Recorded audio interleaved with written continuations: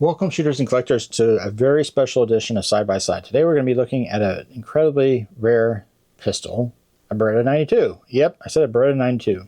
Rare? Yes, it is. Not because it's a Beretta 92, but because of the accessories on it. This gun was used in the two movies that I know of. One was Leon, the Professional, and then the other one was Underworld Evolution, and it was Celine's pistol. And if you've seen either movie, or especially Leon the Professional, it gets a lot of screen time in the movie, and he just makes everything look so cool. Honestly, it just so, for lack of the best word to just call it, is badass. It's just everything in this movie with this gun is just absolute badass. There's a few scenes where either he's got the gun up to the door, or there's a guy looking around the corner and he's got the gun there too, and it just gets a lot of screen time. The gun, the compensator, I liked also in the movie that whoever the armorer was did an excellent job for the movie, because as he was Italian, he was carrying a Beretta, and the compensator was made in Italy as well, and it's made by a company called Algi MEC, and it says it right there. And in the movie, you can actually also read Algi MEC on the compensator. And these are incredibly difficult to find. And to be totally honest with you, till about 10 years ago, I didn't even know it was a real company. I didn't. I thought it was just a movie prop, and I tripped over one day. I just saw it, and I was like, holy cow! I know that. I know where that's from. And I did a quick research, and from there on, I just bought it.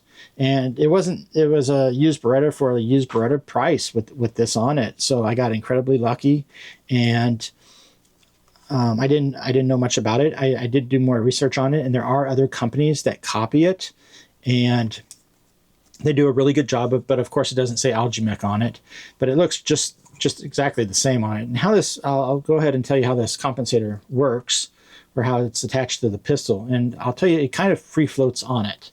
And by that, there's a guide rod that runs all the way through, and it comes up to here. Then this one screw screws into the guide rod on the inside. And then there's two tabs right here. I'll show you those right there and there. And they rest against the desk cover and prevent the compensator from twisting. And so by me saying that it free floats, you can actually take the compensator and pull on it, and it's pulling against the spring on the inside. But that's all it is right there. It's pretty simple. So it's a really cool design, and also the compensator is made out of aluminum. The other thing I'd like to show you, and I didn't know this, but whoever owned this pistol before me, they were a competition shooter. And when I didn't really look too closely at the photos, and I didn't notice it, and I should have, but I was more excited just about the compensator than the rest of the gun, honestly. But when it showed up, it also had this magwell on it here. And the magwell is actually, and I don't know if you can see this or not, it's made by Algi MEC as well. And I didn't even know that they made magwells. And to get the magwell in, you just, it's got that piece that goes into the hammer spring and the strut there, and it's held in by a roll pin. And then they had to cut the grip out a little bit right there to get it on the frame of the pistol. And then on the inside, you can sort of see here, honestly, it doesn't work, or it could have been improved a little bit. They should have created more plastic here and made it more of an angle, because you definitely can hit the mag on the edge of the frame right there. But that's not really a big deal for me at all. But it could have been improved a little bit. I'll leave this on just to keep everything original and together. Like I said, it was a competition shooter that owned the gun before me, and they improved the trigger mechanism and everything, and it's got a super nice double action trigger. And they also improved the single action on the pull and on the brake. So I'll show that to you. It's I'll show you the trigger, the brake first. I'll get it up there close for you. And that's it. So there's no creep. They took all of that out. And then for the pull, we'll put it on the gauge here.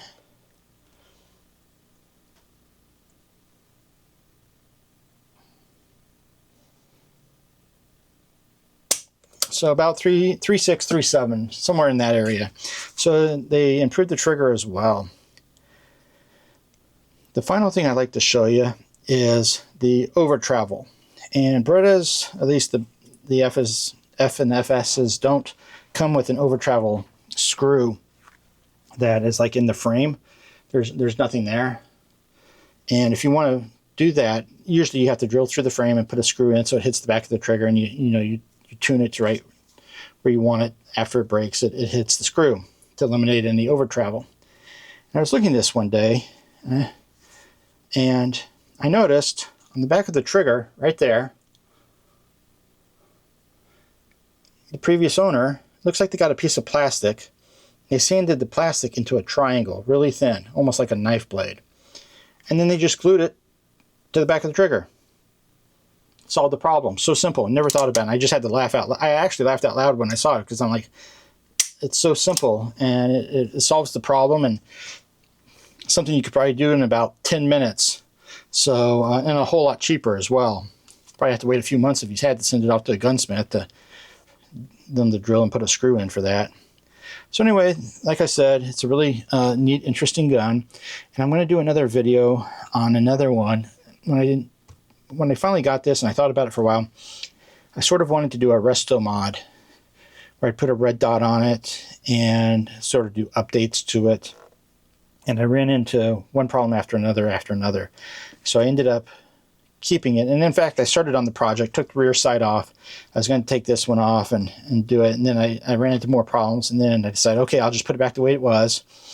And now I can't find my rear sight. I don't know where that is. So I'll come across it eventually, but it's around here somewhere. But anyway, I got another Beretta finally. And in regards to the Restomod, this is what I did. And this took forever to do. And like I said, I'm going to make another video, so if you want to see it, look for the other video, and I'll put out in a little bit, and the upgrades and all the issues I had with it. So if you ever thought about doing one of these, you may want to think twice about it. So that's my video. Please subscribe. Thanks and have a good day.